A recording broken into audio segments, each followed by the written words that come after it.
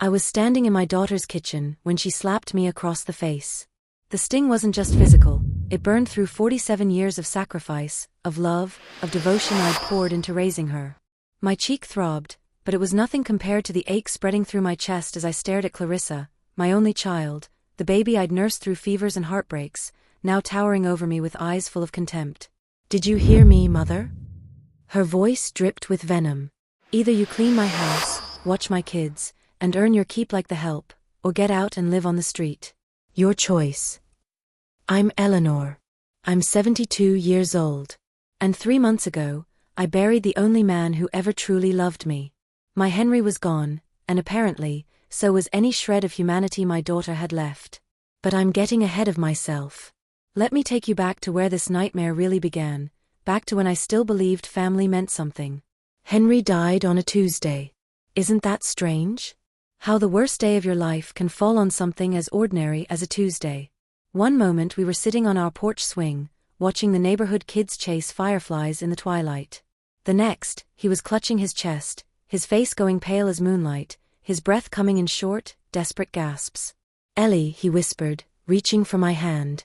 "Ellie, I don't feel right." I screamed for help. I called 911.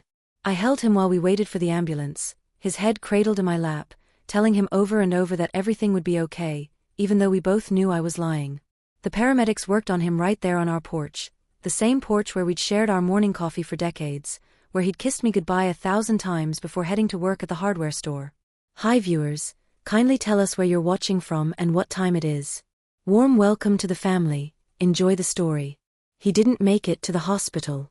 The doctors said his heart just gave out, worn down after 74 years of carrying the weight of a life spent working, providing, loving. Just like that, my partner of 47 years was gone, and I was left holding a hand that would never squeeze back. The funeral was small. We didn't have much money, never did, but what we lacked in wealth, we'd always made up for in love. At least, that's what I thought. Clarissa showed up in black, dabbed at her eyes with a tissue, and played the role of grieving daughter perfectly. She held my hand during the service and whispered, "Don't worry, Mom. I'll take care of you."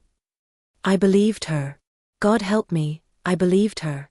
For the first 2 weeks, she called every day, brought casseroles, asked if I needed anything. But then something shifted. The calls became shorter, colder. She started sighing when I talked about missing Henry. Started checking her phone when I tried to share memories. And then one day, when I called her just to hear a familiar voice because the silence in my house was suffocating me, she snapped. "Mom, I can't be your emotional support system. I have my own life, my own problems. You need to figure this out yourself." I didn't call her again after that. I spent my days wandering through the house Henry and I had built together, running my fingers along the walls we'd painted, sitting in his chair, breathing in the fading scent of his cologne. The bills started piling up. Henry had always handled the finances, and I discovered too late that we had almost nothing saved. Social Security barely covered the mortgage, let alone food and utilities. I was drowning, and I was drowning alone. That's when Clarissa showed up unannounced, 3 months after the funeral. I was so happy to see her that I actually cried, clutched her to my chest like she was still my little girl. But she pulled away, her face pinched with irritation.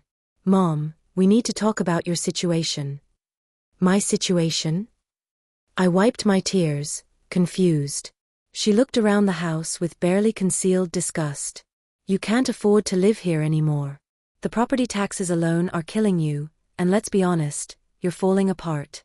You can barely take care of yourself." "I'm managing," I said quietly, though we both knew it was a lie. I'd lost 20 pounds since Henry died. Some nights I forgot to eat entirely. Clarissa sighed, that long-suffering sound I'd grown to hate. "Look, Robert and I have been talking. You can come live with us. But you need to understand, we're not running a charity. If you're going to stay under our roof, you're going to contribute." Hope bloomed in my chest, foolish and desperate. "Of course. I can help however you need." "Good. Because I need a live-in nanny for the kids. And someone to clean, cook, do laundry. The house is a disaster, and I'm too busy with my career to deal with it." The hope withered. "You want me to work for you?" "I'm offering you a roof over your head, Mother. food, security. All I'm asking is that you earn your keep. She crossed her arms. Unless you'd rather figure out how to survive on your own? What choice did I have? I sold the house, our house, the one Henry and I had poured our hearts into, for barely enough to settle the remaining mortgage. I packed my entire life into 3 suitcases and moved into Clarissa's sprawling suburban home. I thought it would be temporary. I thought maybe, in time, she'd remember she loved me. I was wrong about a lot of things. The first week wasn't too bad. I took care of my grandchildren, 8-year-old twins who barely knew me. I cleaned, cooked, folded laundry. Clarissa barely spoke to me except to leave lists of chores. Her husband Robert treated me like furniture, present but insignificant. But by the second week, something darker emerged. Clarissa started criticizing everything. The way I folded towels. The meals I prepared. How I interacted with the children. Her voice grew sharper, meaner, each day peeling back another layer until I was left staring at a stranger wearing my daughter's face. And then came that Tuesday morning. The morning everything shattered completely. I'd woken up at 5:30, same as always, to start breakfast before the household stirred. My hands ached from arthritis as I scrambled eggs and brewed coffee. I was tired, so deeply tired that my bones felt like they might crack under the weight of existence. Clarissa stormed into the kitchen at 7, already dressed for work, her expression thunderous. Why isn't my room cleaned yet? I was going to do it after breakfast. After breakfast? After. She slammed her briefcase on the counter. I told you yesterday I needed it done first thing. Do you ever listen? Clarissa, please. I'm doing my best. Your best isn't good enough. Her voice rose to a shriek. I gave you a place to live, food to eat, and you can't even follow simple instructions.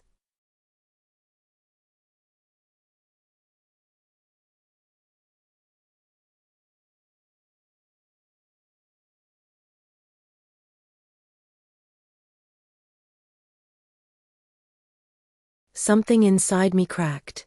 Maybe it was grief. Maybe it was exhaustion. Maybe it was the final thread of my dignity snapping. But I said something I shouldn't have. I'm your mother, not your servant.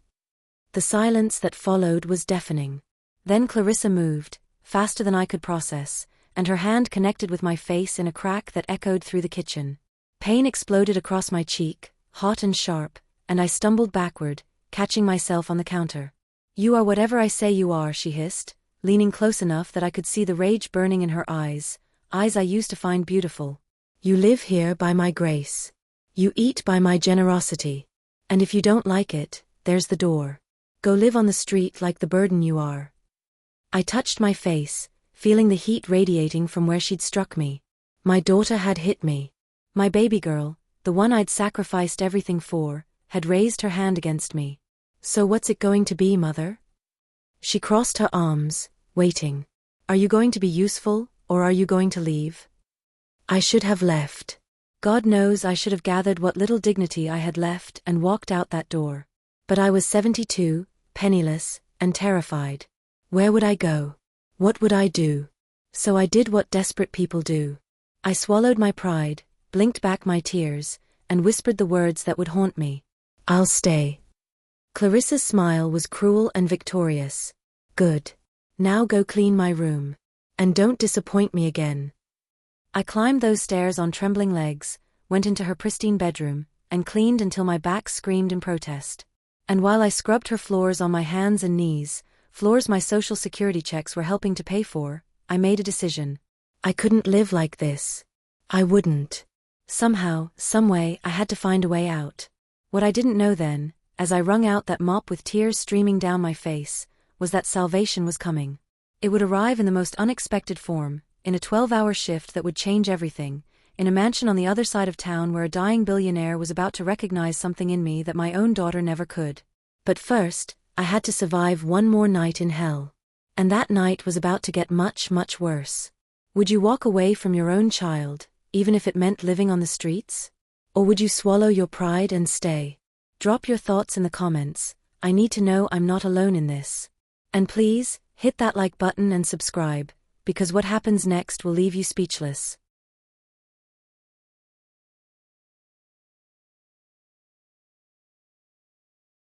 The job posting was crumpled in my pocket when Clarissa found me crying in the laundry room. I'd been folding her designer clothes, the ones that cost more than my entire monthly social security check, when the tears just came. Uncontrollable. Desperate. The kind of crying that comes from a soul that's been crushed into dust. What now? Clarissa's voice cut through my sobs like a knife.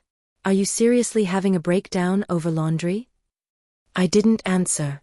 Couldn't.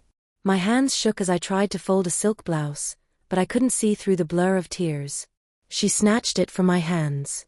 You're useless. You know that? Completely useless. She examined the blouse, searching for wrinkles, for any excuse to tear into me again. My friends ask why I even bother keeping you here. And honestly, I'm starting to wonder myself. That's when I felt it, the paper in my pocket. The job posting I'd torn from the community center bulletin board that morning while taking out her trash. I'd snuck out early, desperate for any escape route, any possibility of independence. Live-in caretaker needed. 12-hour overnight shifts. Care for elderly gentlemen. Room and board included. Competitive pay. It had seemed like a miracle. Like God had finally heard my prayers. Are you even listening to me? Clarissa snapped her fingers in my face. I found a job, I whispered. The room went silent. Clarissa's eyes narrowed. Excuse me. A caretaker position. Overnight shifts. I'd have my own room, and they'd pay me. My voice grew stronger, fueled by a tiny spark of hope I didn't know I still had. I could support myself. I wouldn't be a burden to you anymore. For a moment, just a heartbeat, something flickered across her face. Was it relief? Guilt? But then her expression hardened into something ugly. A caretaker? You? She laughed, but there was no humor in it. Mother, you can barely take care of yourself. Who would possibly hire you? Someone who needs help, I said quietly. Someone who might actually appreciate what I have to offer. Her face flushed red. Fine. Go. But don't come crawling back when you can't handle it. And don't expect a dime from me when you fail. I called the number that afternoon. My hands shook so badly I had to dial 3 times before getting it right. Whitmore Residence. The voice on the other end was female, professional, exhausted. Are you calling about the caretaker position? Yes, ma'am. My name is Eleanor. Can you start tonight? I blinked. Tonight.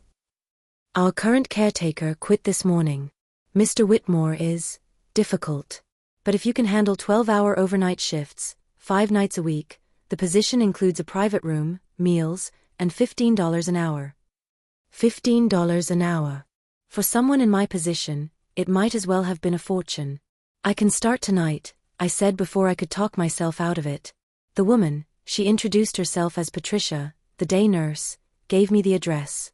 It was in the wealthy part of town, the area where houses had gates and circular driveways.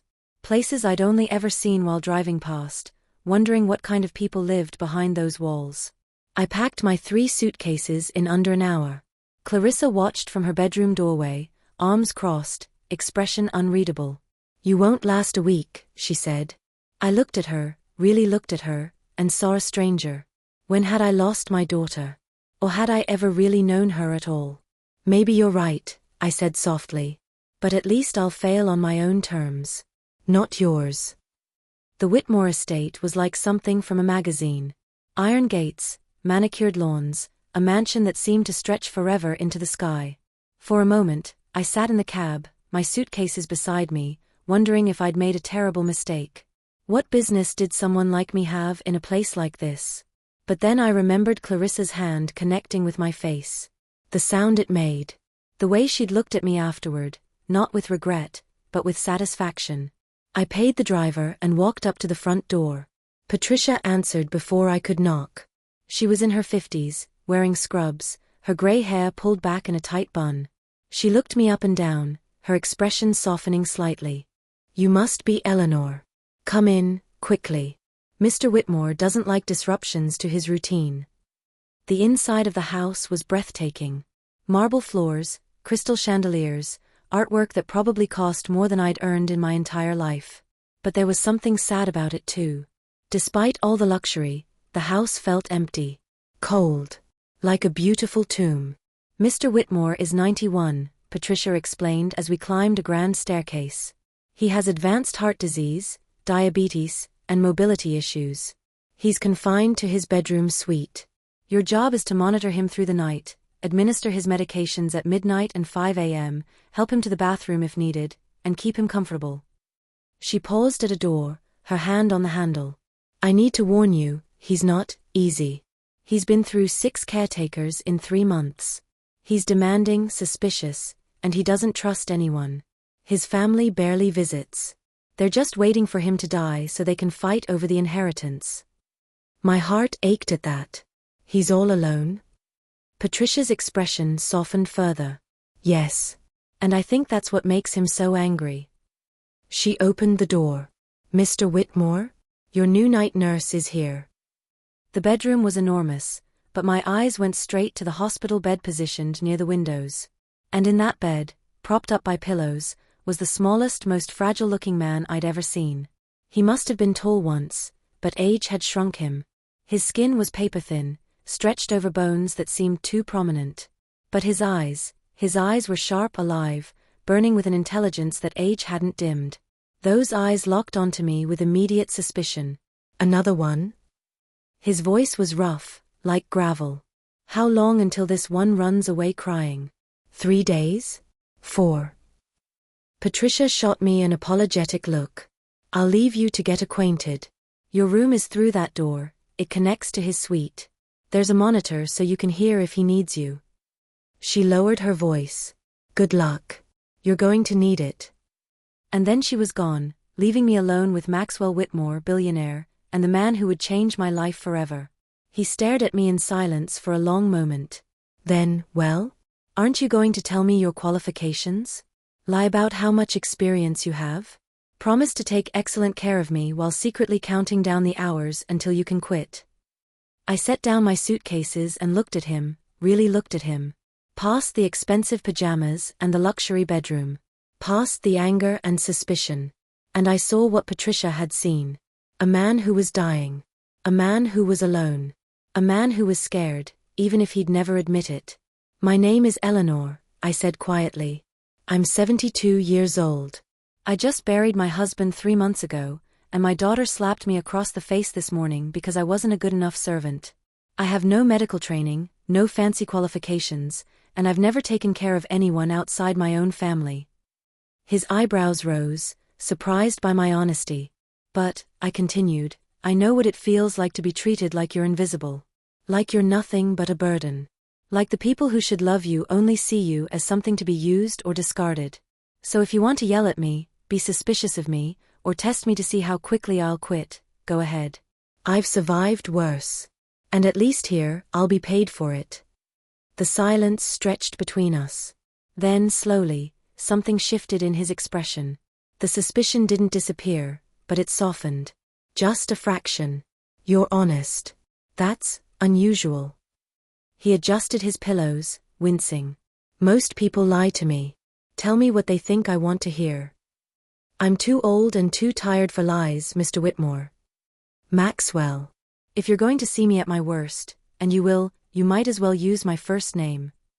He studied me carefully. Your daughter slapped you? The memory burned. Yes. And you left. I took a job. I'm trying to survive. Something that might have been respect flickered in his eyes. Survival. Yes. That's something I understand. He pointed to a chair near his bed. Sit. Tell me about your husband. I sat, surprised. You want to hear about Henry? I want to know who I'm trusting with my medications and my life. Tell me about the man you loved. So I did. And as I talked about Henry, his smile, his steady hands, the way he'd kissed my forehead every morning for 47 years, I watched Maxwell Whitmore's face. The anger faded. The suspicion dimmed. And for just a moment, he looked less like a dying billionaire and more like a lonely old man who understood loss. When I finished, he was quiet. Then, he sounds like he was a good man. The best. I was married once.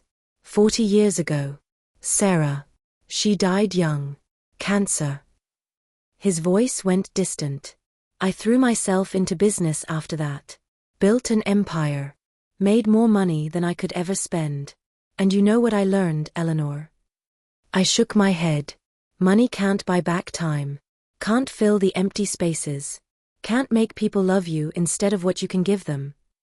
He looked at me with those sharp eyes. My son calls once a month to ask about my health, which is really just his way of asking if I'm dead yet so he can claim his inheritance. My grandchildren visit on my birthday and Christmas, and they spend the whole time on their phones. I have everything anyone could want, and I have nothing that matters. My heart broke for him. I'm sorry. Don't be. I made my choices. He shifted in bed, grimacing. But I'm telling you this so you understand something. I don't need another person faking compassion for a paycheck. If you're going to stay, I need real. Honest. Even if it's uncomfortable. Can you do that? I thought about Clarissa's fake tears at Henry's funeral. The way she'd pretended to care until it became inconvenient. The lies families tell each other to avoid truth. Yes, I said. I can do that. He nodded slowly. Then we'll see if you last longer than the others. Your first test is at midnight. My medication makes me sick, and I usually vomit. The last 3 nurses couldn't handle it. They'd leave the room and make me wait, humiliated, until they could stomach coming back. I raised a child, I said simply. I've cleaned up worse. And I won't leave you alone. Something profound passed between us in that moment. An understanding. A recognition of 2 people who'd been abandoned by those who should have cared. We'll see, he said, but his voice was gentler. Now go settle into your room. Rest while you can. The nights here are long, Eleanor. And they're about to get longer. I stood, grabbing my suitcases. But before I left, I turned back. Maxwell. Yes. Thank you. For giving me a chance. He waved a thin hand dismissively. Don't thank me yet. You haven't survived your first night. But as I walked into my room, a space that was mine, with a lock on the door, with windows that let in moonlight, I felt something I hadn't felt in months. Hope. What I didn't know then, as I unpacked my few belongings and prepared for my first shift, was that Maxwell Whitmore was watching me through the doorway with an expression that was equal parts curiosity and calculation. He'd learned long ago to recognize character in people. To see past the surface to the truth underneath. And in me, he was beginning to see something his family had never possessed. Integrity. But recognition was one thing. Trust was another. And trust, I would soon learn, had to be earned one long night at a time. The question was, could I do it? Could I prove I was different? Could I show this dying man that not everyone in the world was waiting for him to disappear? Midnight was coming. And with it, my first real test. Would you take a chance on a job that 6 people before you couldn't handle? Drop a comment and let me know. And don't forget to subscribe. The next chapter reveals what happened at midnight, and trust me, you won't see it coming. At 11:47 p.m., Maxwell called for me. Not through the monitor. Not with the emergency button Patricia had shown me. He called my name, weak, strained, the voice of a man who was trying not to sound desperate and failing. Eleanor. I was in my room, still wearing my day clothes because I'd been too nervous to change. The moment I heard him, I rushed through the connecting door. He was sitting up in bed, pale as death, one hand pressed to his stomach. Sweat beaded on his forehead, and his breathing came in short, painful gasps. The medication, he managed. It's time. But I need, he stopped, jaw clenched. I need the basin. Quickly. I grabbed the metal basin from the bathroom, moved to his bedside, and got there just as his body convulsed. He vomited violently, the medication and his dinner coming up in waves that shook his frail frame. Most people would have looked away. Would have held their breath and waited for it to be over, standing at arm's length. I didn't. I held the basin steady with one hand and supported his back with the other, feeling his spine through the thin pajama shirt, feeling how fragile he'd become. When the worst passed, I grabbed a washcloth, dampened it in the bathroom sink, and gently wiped his mouth and face. I'm sorry you have to see this, he whispered, shame coloring his voice. Don't apologize. There's no shame in being sick. I helped him rinse his mouth with water, holding the glass while he sipped. My Henry went through something similar near the end. I know how it feels to lose your dignity to your own body. He looked at me then, really looked at me, and I saw tears gathering in his eyes. Not from the pain. From something deeper. The others would leave, he said quietly. They'd set down the basin and walk away. Tell me to call when I was done. Like I was something disgusting they couldn't stand to be near. Then they shouldn't have taken the job. I cleaned the basin, brought him fresh water, checked his vital signs the way Patricia had taught me during our brief orientation. You're stuck with me now. And I don't run. Over the next 3 hours, we settled into a rhythm. I gave him his midnight medications with ginger tea to settle his stomach. When he couldn't sleep, I read to him from the stack of books on his nightstand, biographies of presidents and business moguls, stories about men who'd built empires. When he finally dozed off around 3 a.m., I sat in the chair beside his bed, watching the monitor that tracked his heart rate, making sure each beat was followed by another. At 4:15 a.m., he woke suddenly, confused, frightened. Sarah? Sarah, where? It's Eleanor, I said softly, moving to his bedside. You're safe. You're in your bedroom. Everything's okay. His eyes focused, the confusion clearing. I dreamed she was still here. Tell me about her, I said, adjusting his pillows. What was she like? And he did. For the next 45 minutes, until his 5 a.m. medication, Maxwell Whitmore told me about the love of his life.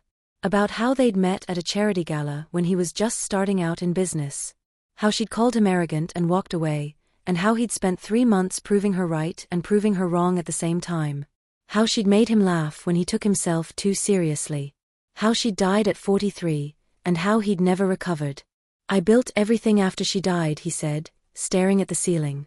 Every deal, every acquisition, every dollar. I thought if I could just achieve enough, maybe it would fill the hole she left. But you can't build a bridge over grief, Eleanor. It's an ocean. And you either learn to swim or you drown. Which did you do? I asked quietly. He turned his head to look at me. I'm still deciding. At 6 a.m., Patricia arrived to take over. She looked shocked to see me still there, wide awake, sitting beside Maxwell's bed while he slept peacefully. You made it through the night, she whispered, genuine surprise in her voice. Of course I did. Why wouldn't I? She glanced at Maxwell, then back at me. The last caretaker quit after he threw his medication at her. The one before that left crying after he called her incompetent. The one before that stole from him and got fired. He's been through a lot. And he takes it out on everyone around him. He didn't take anything out on me. Patricia studied me carefully. You're different, aren't you? The others saw a paycheck. What do you see? I looked at Maxwell, at his thin chest rising and falling with each breath, at his hands that had once built empires now resting weakly on the blanket. I see someone who's scared of dying alone. Same as anyone else. Something shifted in Patricia's expression. Keep that perspective. You're going to need it. Over the next 2 weeks, Maxwell and I fell into a routine.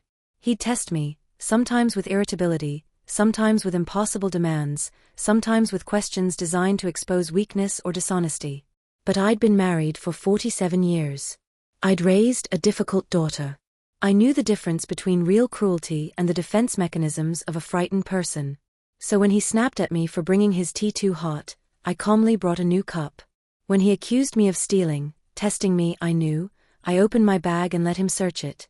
When he asked intrusive questions about my life, I answered honestly, even when the truth hurt. And slowly, so slowly I almost didn't notice, the tests stopped. The suspicion faded. The walls came down. On my 15th night, something changed. I was reading to him from a biography of Teddy Roosevelt when he interrupted. Why are you really here, Eleanor? I looked up from the book. You know why. I needed the job. No. I mean, why are you here at 2 a.m, reading to an old man who'll probably be dead in 6 months, when you could be sleeping in your room? Patricia told me you barely rest. That you stay with me most of the night even when I'm sleeping. I set down the book. Would you like the honest answer? Always. Because I spent 47 years sleeping next to someone. And then one day, I didn't. The silence nearly killed me. I met his eyes. I think you understand that. The quiet is worse than the work. He was silent for a long moment. Then, my son called today. That's good, isn't it? He asked if I'd updated my will recently. Didn't ask how I was feeling. Didn't ask if I was in pain. Just wanted to make sure his inheritance was secure. Maxwell's voice was flat, emotionless, which somehow made it worse. Do you know what that's like? To know the people who share your blood are just waiting for you to die. Yes, I said quietly. My daughter calls every few days. Not to check on me. To make sure I haven't quit and tried to come back. To remind me that I'm not welcome in her home anymore. We looked at each other, two people abandoned by the families we'd sacrificed everything for. We're a pair, aren't we? Maxwell said with a bitter laugh. The billionaire and the widow, both thrown away like garbage. Maybe, I said. Or maybe we found each other right when we needed to. Something profound happened in that moment. I can't explain it fully. But it was like two puzzle pieces clicking into place, two people who'd been broken by life recognizing the cracks in each other and deciding they fit together anyway. Eleanor, Maxwell said carefully, I need to tell you something. The others, Patricia, my doctor, my lawyer, they all think I'm just a difficult old man wasting away. They don't know that I'm still sharp. Still watching. Still making decisions. I know you are, I said. I see it every time you test me. Every time you watch how I handle things. You're not as helpless as you pretend. He smiled, a real smile, the first I'd seen from him. Exactly. And I've been watching you, Eleanor. The way you work. The way you talk to me. The way you treat me like I'm still a person, not a corpse waiting to happen. You are still a person. Yes. And I'm a person who's making some changes. He reached for the water glass, and I helped him drink. Tomorrow, my lawyer is coming. I'm updating my will. My stomach dropped. Maxwell, if this is about me, please don't. I'm not here for your money. I don't want anything except to not be alone. Same as you. He nodded slowly. I believe you. That's exactly why I'm doing this. He settled back against his pillows. But we'll discuss it tomorrow. Right now, I'm tired. Will you stay? Just until I fall asleep. Of course.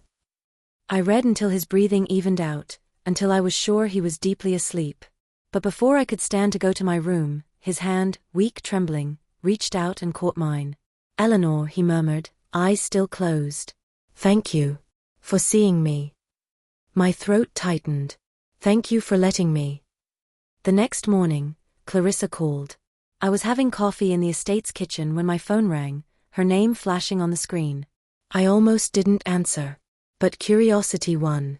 Hello? Mother. Her voice was saccharine, fake sweet. How are you? I've been worried. Worried. Right. 2 weeks of silence, and now she was worried. I'm fine, Clarissa. Working. Surviving. About that. Robert and I were talking, and we feel terrible about how things ended. We want you to come home. Come back to family where you belong. Home. She actually called her house, the place where she'd slapped me, home. I have a home, I said quietly. I have a job. I'm doing fine. Her tone shifted, an edge creeping in. Don't be ridiculous. That caretaker job is temporary. What happens when it ends? You'll be right back where you started, except older and more useless. There it was. The real Clarissa. I have to go, I said. My patient needs me. Your patient? Listen to yourself. You're playing nurse to some stranger while your own family. I hung up. My hands shook, but not from fear. From anger. From the realization that I'd wasted so many years making excuses for her cruelty. When I returned to Maxwell's room, he was awake, watching me with those sharp eyes. Your daughter? He asked. How did you know? You have the same look I get after talking to my son. Like you've been slapped. He paused. Again. I sat heavily in my chair. She wants me to come back. Says she's worried. But really, I think she just wants her free maid back. Maxwell was quiet for a long moment. Then, Eleanor, I told you my lawyer is coming today. I want you in the room when we discuss my will. Maxwell, I can't. Not negotiable. You're part of this now. Whether you like it or not. At 2 p.m., a man in an expensive suit arrived. Marcus Chen, attorney at law, carrying a briefcase and an expression of barely concealed curiosity when he saw me sitting beside Maxwell's bed. Marcus, this is Eleanor. My night nurse. Maxwell's voice was stronger than I'd heard in weeks, energized by purpose. I want to make some changes to my will, and I want her to witness them. Marcus looked uncomfortable. Mr. Whitmore, perhaps we should discuss this privately. She stays. In fact, the changes involve her. My heart stopped. Maxwell, please. Eleanor is to receive a sum of $50,000, Maxwell announced. To be paid immediately upon my death. No conditions, no strings. And I want it in writing today. The room went silent. Marcus looked shocked. I felt dizzy. Maxwell, I can't accept that, I whispered. It's too much. I'm just doing my job. You're doing more than your job. You're giving an old man dignity in his final days. That's worth more than $50,000, but it's what I can give right now. He turned to Marcus. Make it happen. And make it ironclad. My son is going to contest it, and I want to make sure Eleanor gets what she deserves. Marcus pulled out a laptop, clearly uncomfortable but professionally obligated. I'll draft the amendment immediately. But Mr. Whitmore, I must advise you that your son may. My son may go to hell, Maxwell said flatly. Are we clear? Crystal. As Marcus typed, Maxwell reached for my hand. Don't argue with me about this. You need security. Independence. The ability to tell your daughter to never contact you again if that's what you want. This gives you that power. Tears streamed down my face. Why are you doing this? Because someone should. Because you deserve it. Because. He paused, his voice softening. Because you've given me something I thought I'd lost forever. You've made me feel human again. That's priceless, Eleanor. And this is just a fraction of what you're worth. The amendment was drafted, printed, and signed within an hour. Marcus witnessed it, took his copy, and left with a warning that Maxwell's family would not be happy. Let them be unhappy, Maxwell said after he'd gone. I've spent my whole life trying to please people who only cared about my bank account. I'm done with that. The rest of my time, however long that is, I'm spending with people who actually care about me. People like you. That night, as I helped him with his midnight medications, he was quiet. Thoughtful. Finally, he spoke. Eleanor, I'm going to tell you something I haven't told anyone. The doctors give me 6 months. Maybe less. My heart is failing. Each day is borrowed time. The words hit me like a physical blow. I'd known he was sick, but hearing it spoken so plainly made it real. Then we'll make every day count, I said, my voice thick with emotion. Yes, we will. And Eleanor? When the time comes when I'm at the very end, I don't want to die in a hospital, surrounded by machines and strangers. I want to be here. In this room. With someone who cares. Can you give me that? I squeezed his hand. I promise. You won't be alone. Not for a second. He smiled, peaceful. Then I'll die a rich man after all. Not because of the money. But because I'll die knowing someone actually loved me for who I am, not what I have. We sat in comfortable silence, the monitor beeping steadily, the night stretching out before us. Two broken people who'd found each other in the darkness, giving each other the one thing their families never had. Genuine love.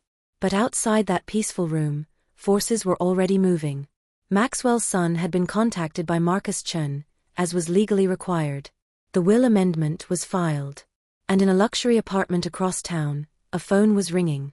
Clarissa's phone. Because Maxwell's son knew her. They'd met at country club events, at charity galas, in the circles where wealthy people mingled. And when he heard about Eleanor, about the widow who'd somehow charmed his dying father, he picked up the phone and made a call. Clarissa? It's James Whitmore. We need to talk about your mother. Would you trust a billionaire's deathbed promise? Or would you walk away before his family destroys you? Comment below, and hit subscribe. The first time James Whitmore showed up at the estate, I was giving Maxwell his breakfast. I heard the commotion downstairs, raised voices, Patricia trying to maintain calm, and then footsteps thundering up the stairs. Maxwell's hand tightened on mine. "That's my son," he said quietly. "Right on schedule." The door burst open. James Whitmore was everything his father wasn't, tall, polished, wearing a suit that probably cost more than I'd earned in a year. But where Maxwell's eyes held intelligence and depth, James's held calculation.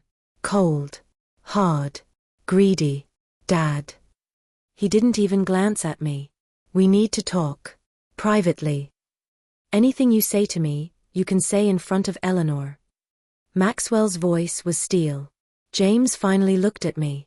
Really looked. And the disgust in his eyes was so familiar, it was the same expression Clarissa had worn when she'd slapped me. "So you're the gold digger," he said flatly. "Excuse me. Don't play innocent. Marcus told me about the will change. $50,000? For 2 weeks of work." He turned to Maxwell.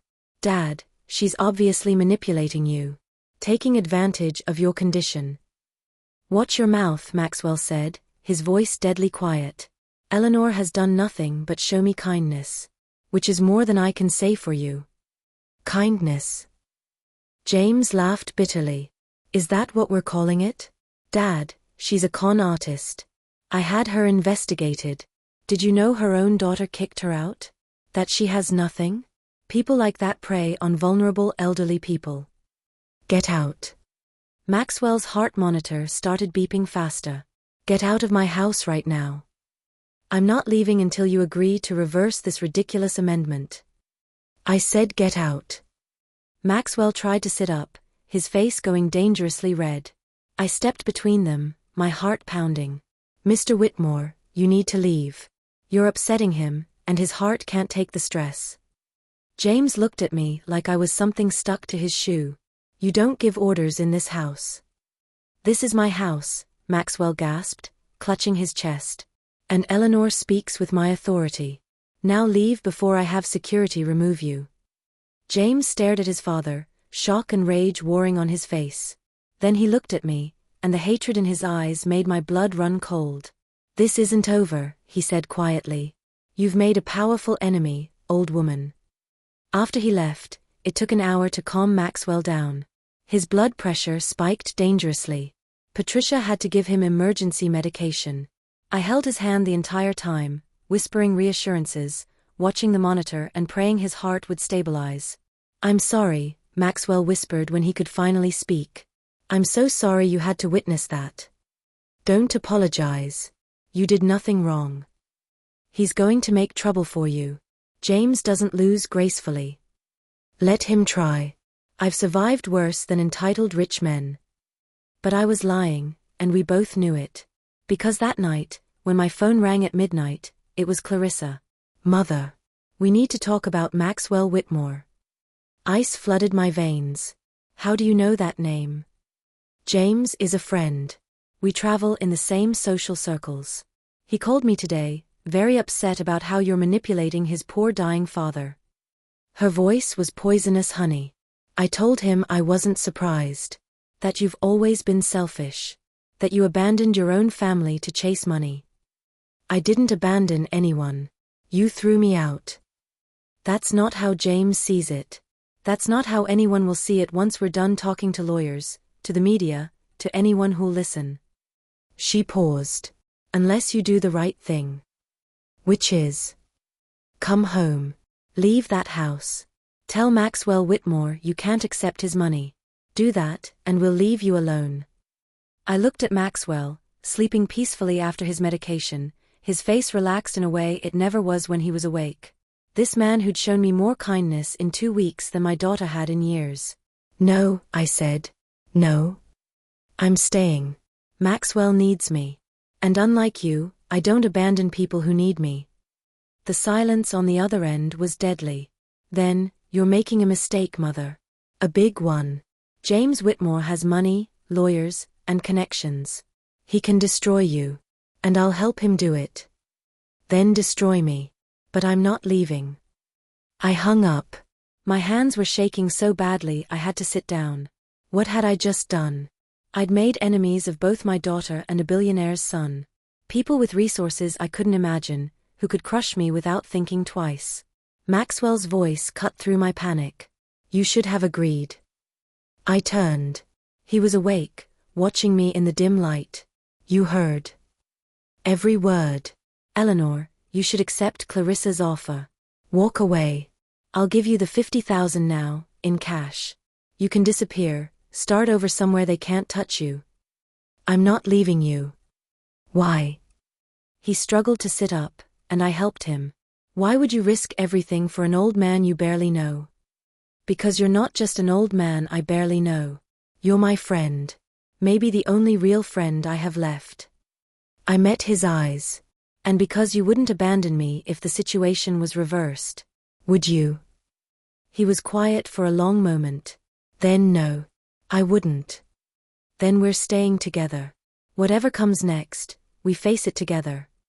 Something shifted in Maxwell's expression, respect, gratitude, something deeper I couldn't quite name. You're a remarkable woman, Eleanor. I'm a stubborn woman. There's a difference. He laughed, actually laughed, and it was the most beautiful sound I'd heard in months. But our moment of levity didn't last long. Because the next morning, everything went to hell. I woke to my phone ringing at 6 a.m. Not Clarissa this time. A number I didn't recognize. Against my better judgment, I answered. Is this Eleanor Richardson? The voice was male, professional, cold. Yes. Who's asking? My name is David Stanton. I'm an attorney representing James Whitmore in a potential elder abuse case against you. The words hit me like a sledgehammer. Elder abuse? That's insane.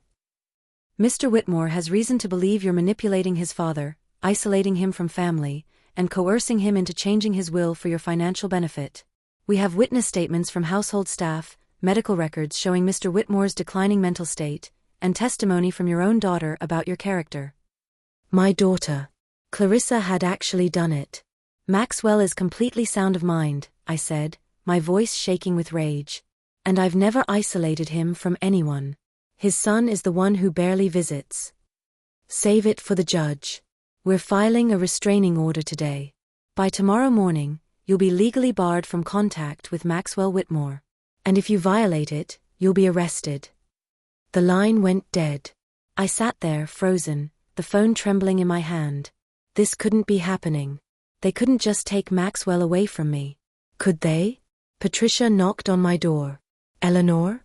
There are police officers downstairs. They're asking for you. My heart stopped. Police. James Whitmore filed an emergency petition with the court this morning. They have papers. Her face was pale, sympathetic. I'm so sorry. I walked downstairs on legs that felt like they might give out at any moment. 2 uniformed officers stood in the marble foyer, looking uncomfortable. One of them held a stack of legal documents. Eleanor Richardson? Yes. We've been ordered to serve you with a temporary restraining order. You're required to vacate these premises immediately and maintain a distance of at least 500 feet from Maxwell Whitmore until a hearing can be scheduled. You can't do this. He needs me. He's dying and he needs. Ma'am, we're just serving the papers. You can contest it in court. But right now, you need to pack your things and leave. Can I at least say goodbye? Please? Tears streamed down my face. Just 5 minutes. The order is effective immediately. We can't allow contact. Upstairs, I heard Maxwell's voice, weak but desperate. Eleanor? Eleanor, what's happening? I tried to move toward the stairs, but one of the officers stepped in front of me. Ma'am, don't make this harder than it has to be. Eleanor. Maxwell's voice cracked with panic and pain. Patricia appeared at the top of the stairs, her face stricken. Eleanor, I'll take care of him. I promise. But you need to go before this gets worse.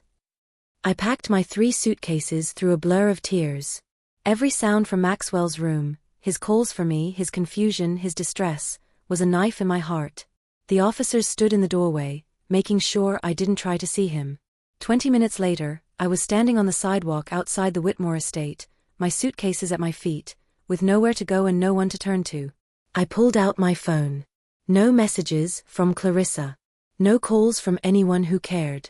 I had $847 in my bank account, the 2 weeks' pay I'd earned, and that was it. A cab pulled up, and I climbed in, giving the driver the address of a cheap motel I'd seen near the bus station. The kind of place where people go when they've run out of options. The room was tiny, depressing, with stained carpet and a bed that sagged in the middle. But it was all I could afford. I sat on that bed and let myself fall apart completely. Great, heaving sobs that shook my entire body. For Maxwell, ripped away from me without even a goodbye. For the injustice of being called a gold digger when all I'd done was care. For my daughter, who'd betrayed me so thoroughly I didn't know how I'd ever recover. I cried until I had nothing left. Then my phone rang. Unknown number again. What now? I answered, my voice raw. Mrs. Richardson? This is Marcus Chen, Mr. Whitmore's attorney. I sat up straighter. Is Maxwell okay? Physically, yes. Patricia is managing his care. But mentally, emotionally, he's devastated. He's been asking for you constantly. When I arrived this morning and he learned what James had done, I've never seen him so angry. There's nothing I can do. The restraining order is temporary and will be contested. Maxwell is furious, and he's fighting back. He's already called 3 different law firms. He wants the best legal team money can buy to prove that James's claims are false. Hope flickered in my chest. Can he win? Honestly, it's going to be difficult. Elder abuse cases are taken very seriously, and James has resources. He's already got the local news interested in the story. Vulnerable elderly billionaire manipulated by desperate widow. The court of public opinion is powerful, Mrs. Richardson. The hope died. So I've already lost. Not necessarily.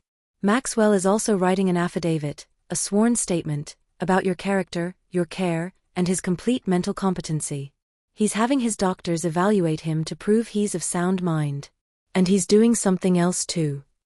What? He's changing his will again. The entire thing. And you're not going to believe what he's planning. My head spun. Mr. Chen, I don't want his money. I just want to be able to see him, to make sure he's not alone. I know. He knows. That's exactly why he's doing this. But Mrs. Richardson, I need to warn you, what Maxwell is planning will make James 10 times more dangerous. Are you prepared for that? I thought about Maxwell, alone in that big house, calling for me and getting no answer. I thought about the promise I'd made, that he wouldn't die alone. I thought about walking away versus fighting for something that mattered. Tell Maxwell I'm ready, I said. Whatever he needs me to do, I'll do it. Good. The hearing is scheduled for Friday, 3 days from now. Don't speak to the press. Don't contact James or Clarissa. Don't do anything that could be twisted against you. Just sit tight and let Maxwell's legal team work. After he hung up, I sat in that dingy motel room and tried to process everything. 3 days. I had to survive 3 days in this limbo, not knowing if I'd ever see Maxwell again, not knowing if his son would succeed in painting me as a monster. My phone buzzed. A text from an unknown number. Told you that you should have left. Now everyone's going to know what you really are. Hope it was worth it. See. Clarissa. Twisting the knife. I deleted the text and turned off my phone. But I couldn't delete the fear crawling up my spine. What if James won? What if I was branded as an abuser, a con artist? What if I lost everything, my reputation, my freedom, my last chance at purpose? What if Maxwell died while we were separated, believing I'd abandoned him? That thought was unbearable. For 3 days, I lived in that motel room. I ate cheap takeout. I watched the clock. I jumped every time my phone rang, hoping it was news about Maxwell. Mostly it was Marcus Chen with updates. The legal team was working, Maxwell was holding on, the hearing was still scheduled. But on the 3rd night, at 11 p.m., my phone rang with Patricia's number. Eleanor. Her voice was tight with panic. It's Maxwell. His heart, something's wrong. He's asking for you. He keeps saying your name over and over. The doctors are here, but he's refusing treatment unless," she stopped, her voice breaking. "He says he won't fight to live if you're not here." "Patricia, the restraining order." "I know. But Eleanor, I don't think he's going to make it through the night. And he shouldn't die alone, calling for someone who can't come. No one should die like that." My heart shattered. "What are you saying?" "I'm saying that if you show up, I'll let you in through the garden entrance. I'll turn off the security cameras. And if anyone asks, I'll say I never saw you." Her voice dropped to a whisper. "He needs you. And to hell with James Whitmore and his lawyers." I looked at the restraining order papers on the nightstand. If I violated them and got caught, I could be arrested. I could lose everything. The hearing would be a disaster. But Maxwell was dying. And he was asking for me. There was no choice. There had never been a choice. "I'll be there in 20 minutes, I said. I grabbed my jacket and ran out into the night. The cab driver must have thought I was crazy, the way I kept telling him to hurry, to go faster. When we pulled up to the Whitmore estate, I saw the lights blazing in Maxwell's bedroom window. Patricia was waiting at the garden entrance, just like she'd promised. Her eyes were red from crying. "He's bad, Eleanor. Really bad. The doctors wanted to take him to the hospital, but he refused. Said if he was going to die, it would be in his own bed." We ran through the dark garden, up the back stairs, into his room. The scene inside broke my heart. Maxwell was propped up on pillows, oxygen mask over his face, monitors beeping frantically. 2 doctors hovered nearby, looking helpless and frustrated. But when he saw me, his eyes lit up. He pulled off the oxygen mask. "Eleanor." Just my name. Just that one word. But it held everything: relief, love, gratitude. I ran to his bedside, taking his hand. "I'm here. I'm here, and I'm not leaving." "You violated the restraining order," he whispered. "You could go to jail." "Then I'll go to jail. But you're not doing this alone." He smiled, weak but genuine. "Stubborn woman. You knew that when you hired me." The doctors exchanged glances. One of them stepped forward. "Mr. Whitmore, your heart is failing. We need to get you to a hospital where we can." "No hospitals. I told you." Maxwell's grip on my hand tightened. "I want to be here. With Eleanor. However long I have left." "Sir, that could be hours. Maybe less." "Then I'll take the hours." He looked at me. "Will you stay? Even if it's the end?" "I promised you, didn't I? You won't be alone. Not for a second." He nodded, settling back against the pillows. "Then I'm ready. Whatever comes next, I'm ready." The doctors continued monitoring him, but there was nothing more they could do. His heart was simply giving out. So I pulled my chair close to his bed, held his hand, and began to talk. I told him stories about Henry, about our life together, about love that lasts beyond death.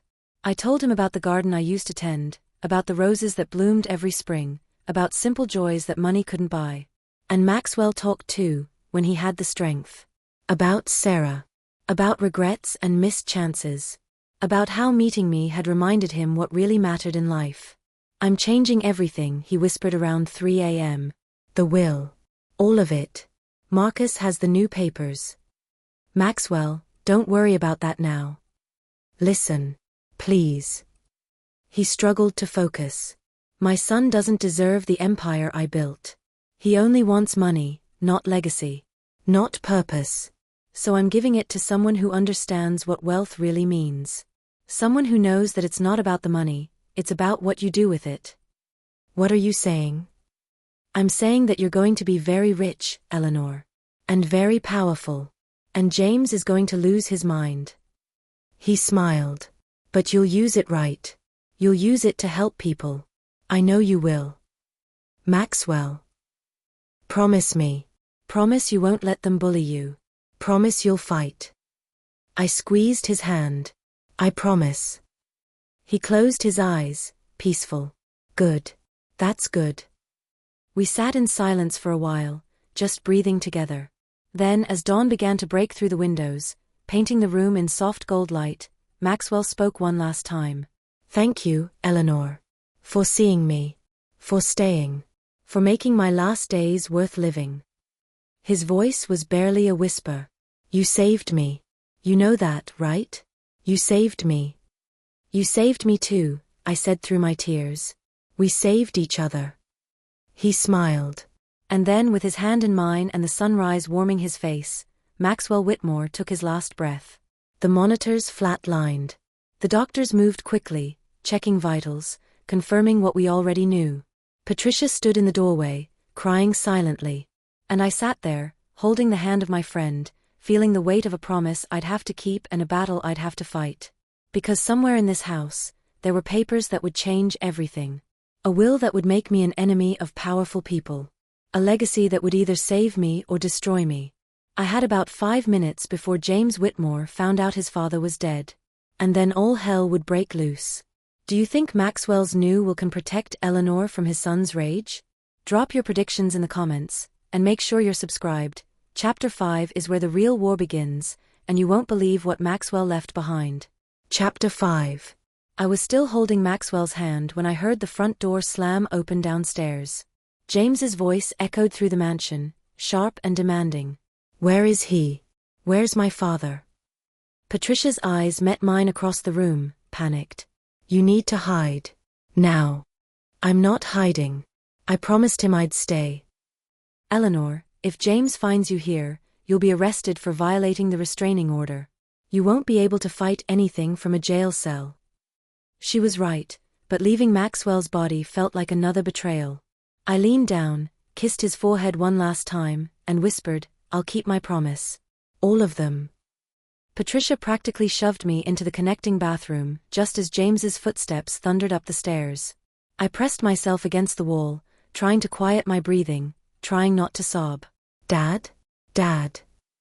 James burst into the room. There was a moment of silence. Then no. "No, this can't. When did this happen?" One of the doctors spoke softly. "About 5 minutes ago." His heart simply gave out. "I'm very sorry for your loss." "Was he alone?" James's voice was strange tight. "Patricia was with him. And we were monitoring." I asked if he was alone. Did that woman get to him? Did she violate the restraining order? "Mr. Whitmore, your father just died. Perhaps we could discuss this later." "Answer the damn question." Patricia's voice was steady, calm. "Eleanor Richardson was not here. Your father passed peacefully with medical care present." I heard James moving around the room, probably checking the shadows, the corners. My heart hammered so hard I was sure he could hear it through the bathroom door. "Fine. Call Marcus Chin immediately. I want my father's will executed today. And I want that gold digger arrested for what she did, manipulating him, isolating him, stealing from him." "Your father wasn't isolated, James." Patricia's voice held an edge I'd never heard before. "He was lonely. There's a difference. And the only person who stole from him was you. You stole years of his life by only caring about his money." The silence was deadly. "You're fired," James said coldly. "Pack your things and get out." "You can't fire me. I don't work for you. I'm the executor of my father's estate. As of this moment, I own this house and everything in it. So yes, I can fire you. Security will escort you out." I heard Patricia's footsteps, defiant and steady, leaving the room. Then James was on his phone, barking orders to lawyers, funeral directors, accountants. Claiming his inheritance before his father's body was even cold. I stayed in that bathroom for 2 hours. Through the arrival of the funeral home staff. Through the removal of Maxwell's body. Through James's rage-filled phone calls and commands. Finally, when the house went quiet, I crept out through the garden entrance, my heart broken into pieces so small I didn't know if they'd ever fit back together. The motel room felt even more depressing when I returned. I collapsed on the bed and let myself cry, for Maxwell, for the injustice, for the battle I knew was coming. My phone buzzed with a text from Marcus Chun. "I heard what happened. I'm sorry for your loss. Emergency meeting tomorrow at my office, 10 a.m. Come alone. Tell no one." The next morning, I arrived at Marcus Chen's law office wearing the same clothes I'd worn to watch Maxwell die. I hadn't slept. Hadn't eaten.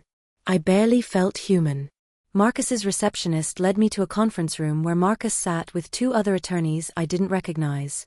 They all stood when I entered, and something in their expressions made my stomach drop. "Mrs. Richardson, please sit down." Marcus gestured to a chair. "What I'm about to tell you is going to be overwhelming. Just tell me. I can handle it." He slid a thick document across the table. "This is Maxwell Whitmore's final will and testament, signed and witnessed 3 days before his death. It supersedes all previous versions." I stared at the papers, afraid to touch them. "Maxwell left specific instructions that you were to be informed immediately, before the public reading." "Mrs. Richardson," Marcus paused, choosing his words carefully. "Maxwell Whitmore has made you the primary beneficiary of his estate." The world tilted. "I don't understand. What does that mean?" "It means you inherit everything. The house. The investment portfolio. The business holdings. His entire fortune, estimated at approximately $1.2 billion.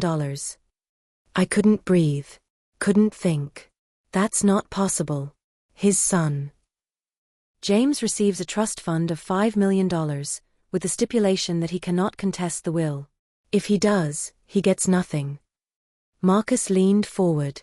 Maxwell was very specific in his reasoning. He wrote a 10-page letter explaining his decision, which will become part of the public record. In it, he states that you showed him more genuine care in 2 weeks than his family had shown him in decades. That you asked for nothing and gave him everything: dignity, companionship, and peace. One of the other attorneys spoke up. "Mrs. Richardson, you need to understand the gravity of this situation. James Whitmore is going to fight this with everything he has. He's already talking to the press, claiming his father was mentally incompetent, claiming you manipulated and isolated him. None of that's true. We know. We have Maxwell's psychiatric evaluation from 2 days before he died, confirming complete mental competency. We have testimony from his doctors. We have security footage of James's visits, all 4 of them in the past year, compared to your constant presence. We have Maxwell's own words, written and recorded." Marcus's expression hardened. "We have enough evidence to bury James's claims. But it's going to be ugly. Very ugly." My phone buzzed. "Clarissa." I declined the call. It buzzed again immediately. And again. And again. Marcus nodded to me. "That's going to be your life now. The news broke an hour ago. Every media outlet in the state is covering it. Mysterious widow inherits billionaire's fortune. Your name is everywhere." My phone rang 59 times in the next 3 hours. 59 calls from Clarissa. Not one from her before Maxwell died. Not one when I was homeless and desperate. But now? Now that I was worth over $1 billion? She couldn't dial fast enough. I sat in Marcus Chen's conference room, watching my phone light up over and over, feeling nothing but cold rage. "You don't have to answer," Marcus said gently. "I know." But on the 59th call, something in me snapped. I picked up. "Mother." Clarissa's voice was breathless, frantic. "Oh, thank God, I've been trying to reach you for hours. Are you okay? Where are you? I saw the news and I'm so worried about you." "Stop." "What?" "Stop pretending you care. Stop pretending you're worried. We both know why you're calling." Silence. Then her voice changed, the fake sweetness evaporating. "Fine. Let's be honest. You just inherited over $1 billion. That money should have gone to James Whitmore, a man who actually deserved it." Deserved it? He visited his dying father 4 times in a year. 4 times, Clarissa. I was there every single night. You were there because you saw an opportunity. Don't act like you're some saint. You manipulated a sick old man. I loved him. My voice broke. He was my friend. The only person who treated me like I mattered after you threw me away like trash. I gave you a home. You gave me slavery. You slapped me across the face and told me to clean your floors or live on the street. The attorneys in the room exchanged glances, but I didn't care. You want to know the truth, Clarissa? Maxwell saw what you never could. He saw that I'm worth something. That I have value beyond what I can do for other people. And it's killing you, isn't it? That someone finally chose me over you. Her breathing was ragged with fury. This isn't over, Mother. James and I are going to fight this will. We're going to prove you're a con artist, a manipulator, Go ahead. Fight it. But you're going to lose.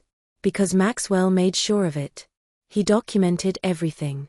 Every conversation, every moment of care, every time his actual family abandoned him. I paused.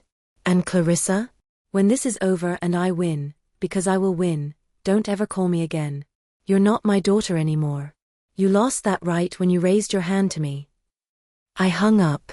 My hands were shaking, but not from fear. From power. From finally standing up for myself. Marcus was smiling. That felt good, didn't it? Terrifying. But yes. Good. Because that's the energy you're going to need for what comes next. He pulled out another folder. James filed a lawsuit an hour ago, contesting the will. He's claiming undue influence, mental incompetence, and elder abuse. His legal team is expensive and aggressive. The media is eating it up. Billionaire's son fights gold-digging widow for inheritance. I'm not a gold digger. I know. Maxwell knew. But the court of public opinion doesn't care about truth. They care about narrative. And right now, James is controlling the narrative.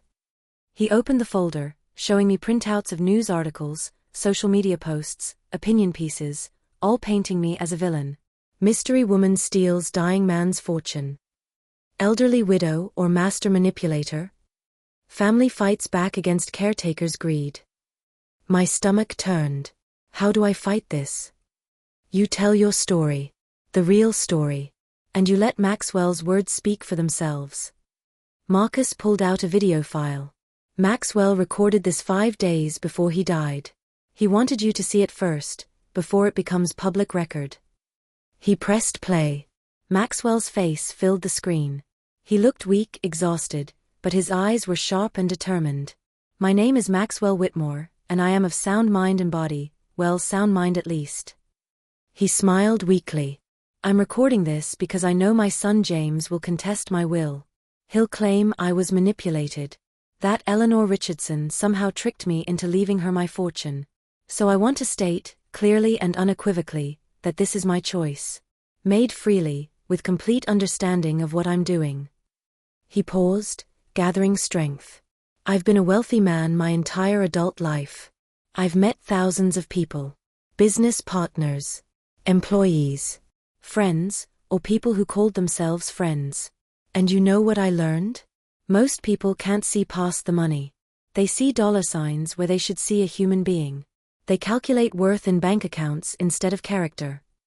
His voice grew stronger. My son is one of those people. He called me 4 times this year.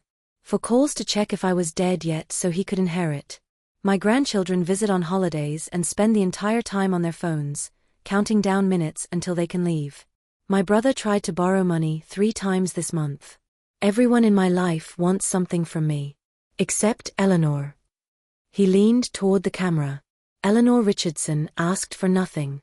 When I tried to pay her extra, she refused. When I wanted to give her gifts, she said no. All she wanted was to sit with an old man and make him feel less alone. She read to me. She held my hand when I was scared. She stayed with me through the worst nights, never complaining, never asking for anything in return. That kind of genuine compassion is rarer than any fortune I've built. Tears streamed down my face. So I'm leaving her everything because she's the only person who deserves it. Not because of what she did for me, though she did everything. But because of who she is.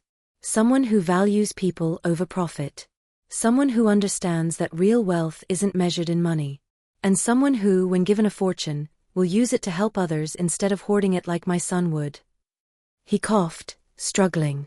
James, if you're watching this, know that I loved you. But I couldn't trust you with my legacy. Eleanor, if you're watching this, know that you saved my life in the ways that mattered. Don't let them break you. Don't let them make you feel guilty for accepting what you've earned.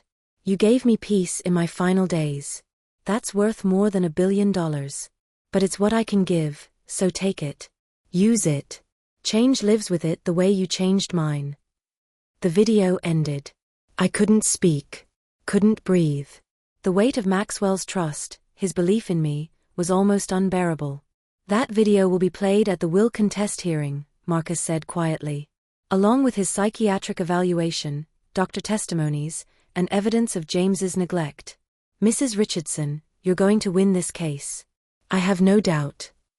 When's the hearing? 2 weeks.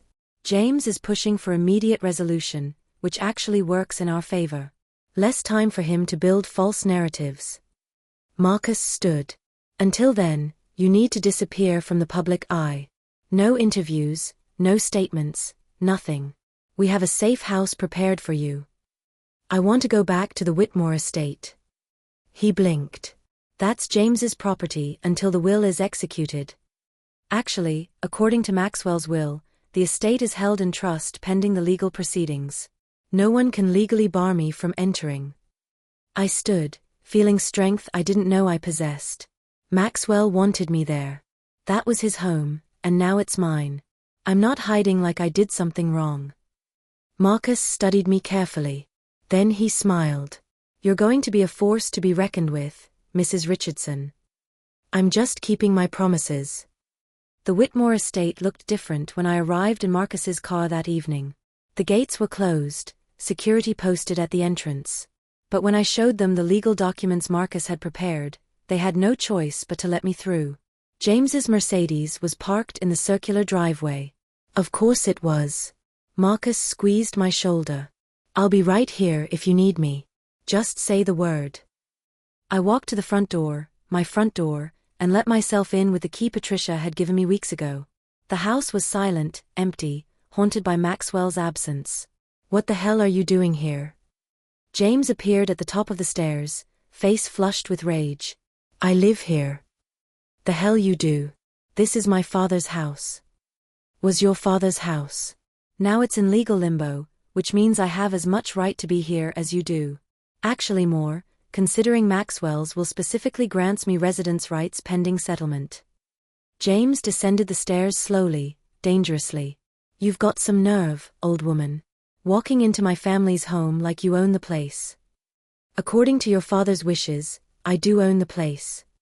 Those wishes are fraudulent. Products of manipulation and undue influence. You preyed on a vulnerable, dying man. I cared for a lonely man that his own son abandoned. I stood my ground even as James loomed over me. Where were you, James? Where were you when he was crying in the middle of the night, scared and alone? Where were you when he needed help to the bathroom, when he couldn't feed himself, when he just wanted someone to hold his hand? I was managing his business empire. Someone had to. He didn't need a business manager. He needed a son. And you failed him. My voice didn't waver. That's why he chose me. Not because I manipulated him, but because I was there when you weren't. James's face went purple with rage. For a moment, I thought he might actually strike me. But Marcus appeared in the doorway, phone in hand, clearly recording. Everything okay, Mrs. Richardson? James's jaw clenched. He looked between us, calculating. Then, enjoy it while it lasts. In 2 weeks, I'm going to destroy you in court. I'm going to prove you're nothing but a gold-digging con artist. And when I win, I'll make sure you leave with nothing. Not a dime. Not even your dignity. He shouldered past me, slamming the door so hard the chandelier shook. Marcus entered cautiously. Are you okay? I'm fine.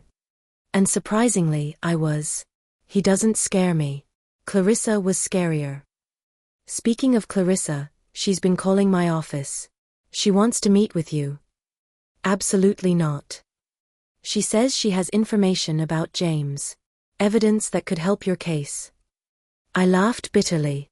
Clarissa doesn't help anyone but herself. It's a trap. Probably. But what if it's not? What if she actually has something useful? I thought about my daughter. About the years of love I'd poured into her, only to be repaid with cruelty. About the slap that had changed everything. Fine. One meeting. In a public place. With you present. But after that, I'm done with her forever. That night, I slept in the Whitmore estate for the first time as its potential owner. I chose the guest room near Maxwell's suite, unable to face sleeping in his room yet.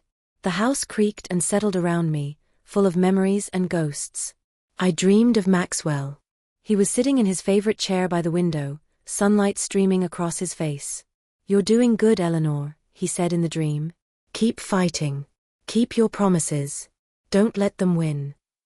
"I'm trying. But I'm scared." "Fear is normal. Courage is acting despite the fear." He smiled. "You've got more courage than you know. You proved that when you stayed with me that final night, knowing you could be arrested. That's the kind of person I'm betting on. Don't make me regret it."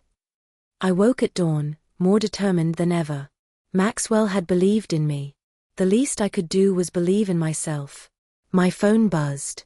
Text from Marcus. "Meeting with Clarissa set for tomorrow, 2 p.m., at Giovanni's Cafe downtown. Be ready for anything." I texted back, "I'm ready." But I wasn't. Not really. Because nothing could have prepared me for what Clarissa was about to reveal. What could Clarissa possibly know that would help Eleanor's case? And why would she turn on James after working with him? Comment your theories below, and make sure you're subscribed.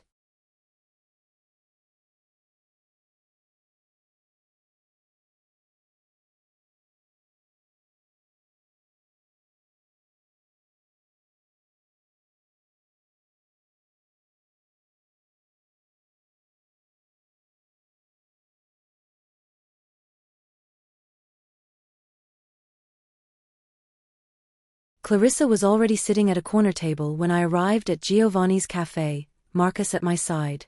She looked different. Smaller somehow. Her designer clothes couldn't hide the way her hands shook as she stirred her coffee. When she saw me, something flickered across her face. Shame maybe, or calculation. With Clarissa, I could never tell. "Mother." She stood halfway, awkward, like she'd forgotten how to greet me. "Clarissa." I sat across from her, Marcus beside me. "You said you had information." She glanced at Marcus nervously. "Does he have to be here?" "Yes." "Whatever you say to me, you say in front of my attorney. Those are the terms." She bit her lip, a gesture from childhood that almost made me soften. "Almost. I made a mistake," she said quietly. "Working with James. Helping him build a case against you. I thought," she stopped, gathering herself. "I thought you'd manipulated Maxwell. That you'd seen an easy target and taken advantage. Just like James said. And now I know better." She pulled out her phone, hands trembling. "James called me 3 days ago. He wanted my help digging up dirt on you. Personal things from your past, embarrassing stories, anything to make you look bad in court." "Of course he did." "But while we were talking, he said something. He was drunk, celebrating what he thought was his inevitable victory." She looked up, meeting my eyes. "He said even if you weren't a gold digger, he'd make sure the court thought you were. That truth didn't matter, only winning mattered. And then he laughed and said his father was a fool for trusting anyone, especially a worthless widow with nothing to offer." The words hung in the air. "He called his own father a fool," Clarissa whispered. "His father, who just died. Who just left him $5 million, which is more than most people see in a lifetime. And it wasn't enough for James. He wanted everything, and he didn't care who he destroyed to get it." I studied my daughter carefully. "Why are you telling me this?" "Because I heard how he talked about Maxwell, and I realized, that's how I talked about you. Like you were worthless. Like you were nothing but a burden. And I was wrong, Mom. I was so wrong." Tears spilled down her cheeks. Real tears, not the fake ones from Henry's funeral. "I treated you like garbage. I hit you. I threw you out. And you know what you did? You found a job. You survived. You helped someone who needed help, and you asked for nothing in return. That's not a gold digger. That's not a con artist. That's who you've always been. And I was too selfish to see it." Marcus leaned forward. "Ms. Richardson, Do you have evidence of this conversation with James? Clarissa nodded, sliding her phone across the table. I recorded it. I didn't know why at the time, maybe some part of me knew I'd need it. But it's all there. James admitting he's lying about your character. James mocking his father. James planning to commit perjury if necessary to win the case. Marcus's eyes widened as he listened to the recording. When it finished, he looked at me with something like awe. Mrs. Richardson, this changes everything. This is evidence of fraud, defamation, and attempted manipulation of the court. James's entire case just collapsed. Hope surged in my chest. But I kept my eyes on Clarissa. Why now? Why help me after everything you did? She wiped her tears. Because I don't want to be like James. I don't want to be someone who only values people for what they can give me. I don't want to look back 30 years from now and realize I destroyed the one person who actually loved me unconditionally. Her voice broke. I know I don't deserve forgiveness. I know what I did was unforgivable. But maybe if I help you now, it's a start. A start at becoming someone better. I sat back, processing. Part of me wanted to stay angry, to hold on to the rage that had kept me strong. But another part, the part that had spent 47 years being a mother, remembered the little girl who used to crawl into my lap when she was scared. One step, I said finally. That's all this is. One step toward maybe, someday, rebuilding something. But Clarissa, if you betray me again, if this is another manipulation, there won't be a third chance. I understand. She reached across the table tentatively. I didn't take her hand, but I didn't pull away either. Marcus cleared his throat. I need to get this recording to the judge immediately. Mrs. Richardson, with your permission, I'd like to request an emergency hearing. This evidence could end the case before it begins. Do it. As we stood to leave, Clarissa caught my arm. Mom? One more thing. James has been talking to reporters. He's planning a press conference tomorrow morning. He's going to tell his side publicly, paint you as a villain before the hearing. You need to be ready. Let him talk. Maxwell's video will speak louder than James ever could. But I was wrong about that. Because James Whitmore was more dangerous than I'd imagined. The next morning, I woke to my phone exploding with notifications. News alerts. Social media mentions. Text messages from numbers I didn't recognize. I turned on the television and there he was, James Whitmore, standing in front of a crowd of reporters, wearing an expensive black suit and an expression of practiced grief. My father was a brilliant man, James was saying, his voice choked with fake emotion. But in his final days, he was vulnerable. Isolated. And Eleanor Richardson took advantage of that vulnerability in the most despicable way possible. The cameras flashed. Reporters shouted questions. She convinced my father that his own family had abandoned him. She poisoned him against us, systematically cutting us off from access while she worked her manipulation. And when he was at his weakest, she convinced him to sign away his entire fortune, a fortune my father spent 70 years building. He dabbed at his eyes with a handkerchief. This isn't about money. This is about protecting vulnerable elderly people from predators. My father deserved better than to spend his final days with a stranger who only saw dollar signs. And I will fight with everything I have to ensure his real legacy, his family, is honored. The screen cut to a news anchor. Strong words from James Whitmore in what's shaping up to be one of the biggest inheritance battles in state history. When we return, we'll hear from legal experts about. I turned it off, feeling sick. Marcus called immediately. Don't react. Don't respond. That's exactly what he wants, to provoke you into making a mistake. He's lying. Everything he said is a lie. I know. But here's what matters. I filed for the emergency hearing. The judge granted it. We go to court tomorrow at 9 a.m. James doesn't know about Clarissa's recording yet. When we play it in court, his entire performance today will backfire spectacularly. Tomorrow. Tomorrow. It's almost over, Eleanor. One more day. But that day felt like an eternity. I spent it at the Whitmore estate, walking through rooms full of memories. Maxwell's study, where he'd told me about Sarah. The bedroom where he'd died with my hand in his. The garden where Patricia had let me in that final night, risking everything. I found myself in his study, sitting in his leather chair, surrounded by the books he'd loved. On his desk was a framed photo I'd never noticed before, Maxwell and a beautiful woman with dark hair, both young, laughing at something off camera. Sarah. His first and only love. Next to it was an envelope with my name on it. My hands shook as I opened it. Dear Eleanor. If you're reading this, I'm gone. And you're probably scared, probably doubting yourself, probably wondering if you can handle what I've left you. So let me be clear, you can. I didn't choose you because I pitied you. I chose you because I saw strength in you that you don't even see in yourself. You survived a bad marriage. No, don't argue, I know Henry was good to you, but you told me yourself how hard those years were financially, how much you sacrificed. You survived your daughter's betrayal. You survived being homeless and alone. Most people would have broken. You got a job and kept going. That's the kind of person I trust with my legacy. Not someone who's never struggled, but someone who's been through hell and came out with their integrity intact. The money is going to be overwhelming. People will treat you differently. Some will hate you for it. But remember, wealth is just a tool. What matters is how you use it. I'm betting you'll use it to help people. To give others the second chances you never got. To prove that kindness and generosity aren't weaknesses, they're the strongest things in the world. Don't let James win. Don't let Clarissa's guilt manipulate you. Don't let anyone make you feel like you don't deserve this. You earned it. Not by manipulating me, but by being exactly who you are. Live well, Eleanor. Live generously. Live without apology. You gave me peace. Now take this fortune and create peace for others. With gratitude and love, Maxwell. I read it 3 times, tears streaming down my face.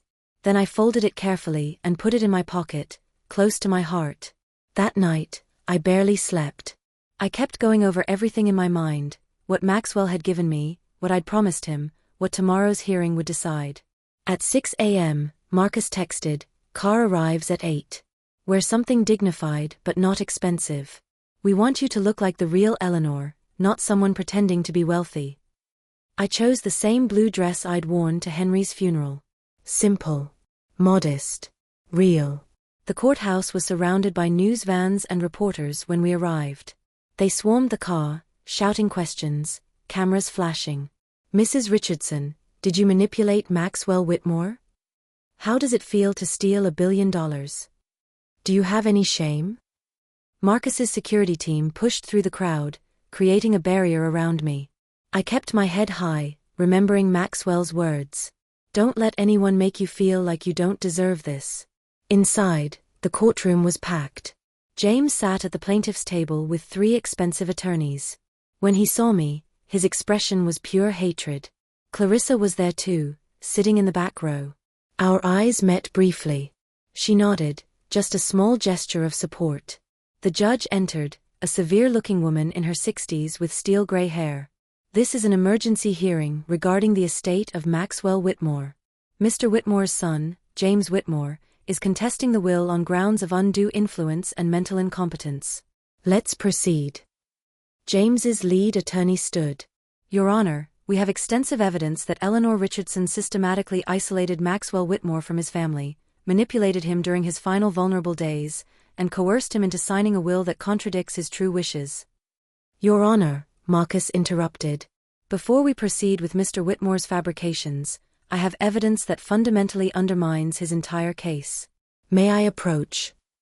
The judge gestured him forward. He handed her Clarissa's phone. "This is a recording of a conversation between James Whitmore and his co-conspirator, Clarissa Richardson, the defendant's daughter, in which Mr. Whitmore admits he's lying about Eleanor Richardson's character and fully intends to commit perjury to win this case." The judge's eyebrows rose. "Play it." The courtroom went silent as James's voice filled the air. "Even if she wasn't a gold digger, we'll make sure the court thinks she was. Truth doesn't matter, only winning matters. My father was a fool for trusting anyone, especially a worthless widow with nothing to offer." James's face went white. His attorneys exchanged panicked glances. The recording continued, James's drunken laughter echoing through the courtroom, his complete disregard for his father's memory on full display. When it ended, The judge looked at James with complete disgust. "Mr. Whitmore, do you have anything to say?" James stood, fumbling. "That recording was obtained illegally, it's inadmissible." It was recorded by a willing participant in the conversation, making it completely admissible under state law. The judge turned to Marcus. "What else do you have?" Maxwell Whitmore's psychiatric evaluation from 5 days before his death, confirming complete mental competency. Testimony from 3 doctors. Security.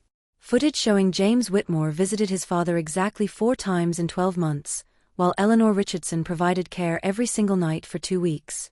And finally, a video statement from Maxwell Whitmore himself, recorded specifically to address this contest. He played Maxwell's video. The courtroom watched in silence as Maxwell explained his decision, his voice strong and clear, his reasoning unquestionable. When it ended, there wasn't a dry eye in the room. Except James's. His eyes held only fury. The judge didn't even deliberate. "I've heard enough. This is one of the clearest cases I've ever seen." Maxwell Whitmore was of sound mind, made his wishes explicitly clear, and had documented rational reasons for every decision. Eleanor Richardson did not manipulate him, she cared for him. And James Whitmore's attempt to contest this will is not only baseless but appears to constitute attempted fraud. She slammed her gavel. "The will stands as written. Eleanor Richardson is hereby declared the legal heir to Maxwell Whitmore's entire estate. Furthermore, per the terms of the will, James Whitmore's attempt to contest means he forfeits his $5 million inheritance entirely." Case closed. The courtroom erupted. Reporters scrambled for the exits. James lunged across the table toward me, screaming obscenities, before his attorneys pulled him back. And I just sat there, numb with shock, trying to process what had just happened. I'd won. Maxwell's legacy was mine. And my life would never be the same. The reporters outside screamed questions, but Marcus's team got me into a car and back to the estate before I had to face them. Inside, I collapsed onto the sofa in Maxwell's study, my study now, and let reality sink in. I was a billionaire. I owned this house, this estate, more money than I could spend in 10 lifetimes. And I had absolutely no idea what to do with it. My phone buzzed. "Clarissa. Mom? Can we talk?" I stared at the message for a long time. Then I typed back, "Not yet. But maybe someday." Because some wounds needed more than one step to heal. What would you do with $1 billion? Would you forgive your daughter? Drop your thoughts in the comments, and don't forget to subscribe.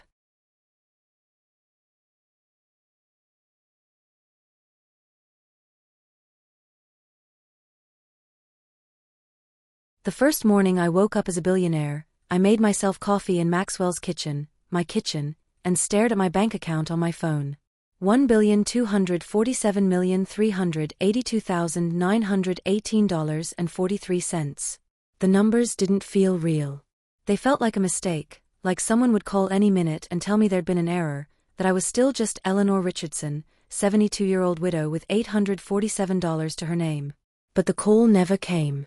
Instead, Marcus Chin arrived at 9 a.m. with a team of financial advisors, estate managers, and accountants. They set up in the dining room, spreading papers across the table that had probably cost more than my old house. "Mrs. Richardson, we need to discuss the estate's holdings," said a thin man in glasses named Robert.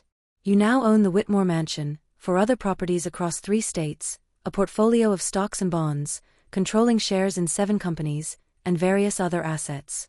We need to make decisions about management, liquidation, charitable foundations." My head spun. I don't understand any of this. Marcus put a hand on my shoulder. "That's why we're here. You don't have to understand everything immediately. But you do need to make some basic decisions." "Like what?" "Like whether you want to keep Maxwell's business interests running or sell them. Whether you want to maintain all 5 properties or downsize.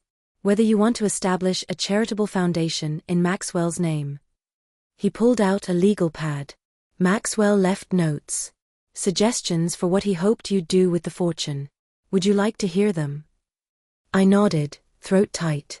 He wanted you to keep this estate as your primary residence. He felt you'd earned it, and he liked the idea of it being a home again instead of a museum. He suggested selling the other properties unless you wanted vacation homes. I don't need vacation homes. He also recommended establishing the Maxwell and Sarah Whitmore Foundation for Elder Care. He'd been planning it for years but never got around to it. He thought you'd be the perfect person to run it, helping elderly people who don't have family support, funding caretaker programs, fighting elder abuse. Tears pricked my eyes. Of course Maxwell had thought of that.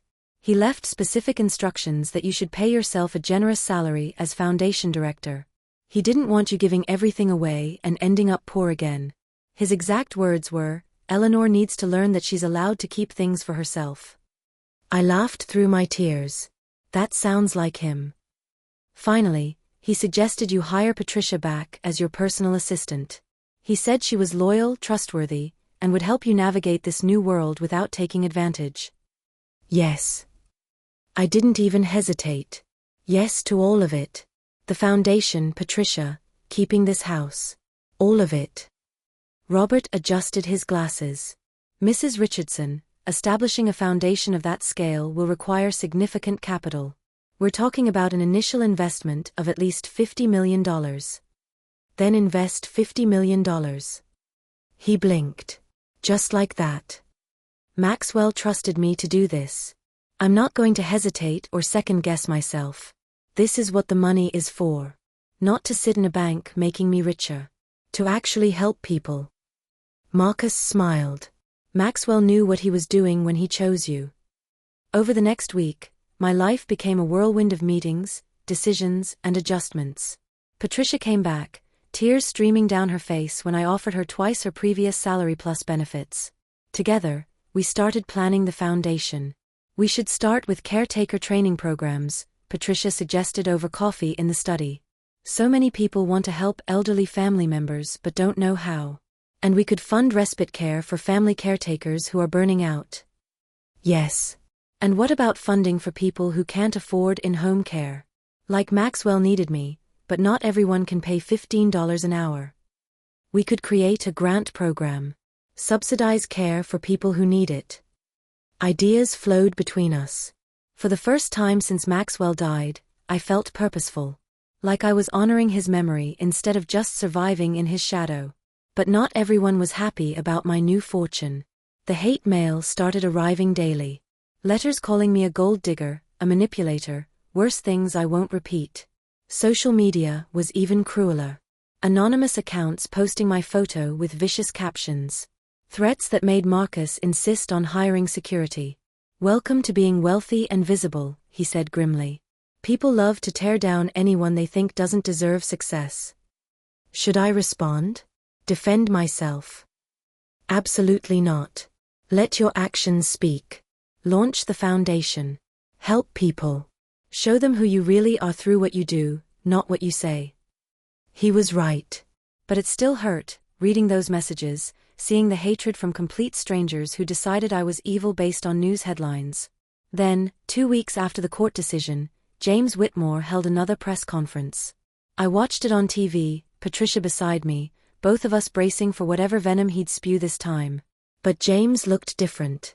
Broken. His expensive suit couldn't hide the defeat in his eyes. "I owe Eleanor Richardson an apology," he said quietly, and I nearly fell off the couch. I spent the last month trying to destroy her reputation, convinced she'd manipulated my father. But I was wrong. I've been reviewing my father's papers, his journals, his correspondence. And the truth is painful to admit. He paused, swallowing hard. My father was lonely. He'd been lonely for years. And I didn't care.